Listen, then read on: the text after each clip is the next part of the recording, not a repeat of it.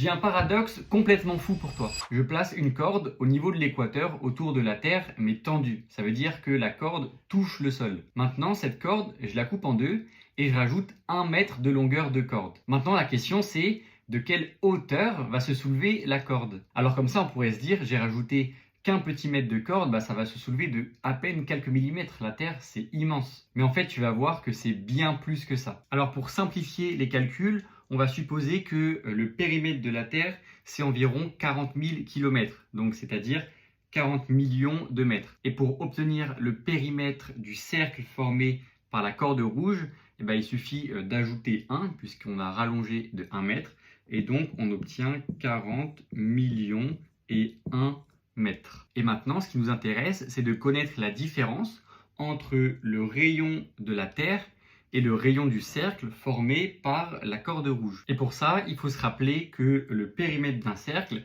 c'est égal à 2 fois pi fois le rayon du cercle. Et donc maintenant qu'on a cette formule, on peut calculer le rayon de la Terre, qui est donc égal à 40 000 divisé par 2 pi mètres. Et quand on fait les calculs, cette quantité est égale à 6 366 197,72 mètres environ. Et par la même formule, on peut calculer le rayon du cercle rouge et en faisant les calculs, on trouve que c'est environ égal à 6 366 197,88 mètres. Et en faisant la différence, on trouve que la corde se soulève de 16 cm de la Terre au niveau de l'équateur. Alors dis-moi en commentaire si toi aussi ce paradoxe t'a paru complètement fou. Et j'ai une autre question pour toi. Combien il faudrait rajouter de longueur à la corde pour que celle-ci se soulève cette fois de 1 mètre de la Terre? Tu peux me donner ta réponse en commentaire.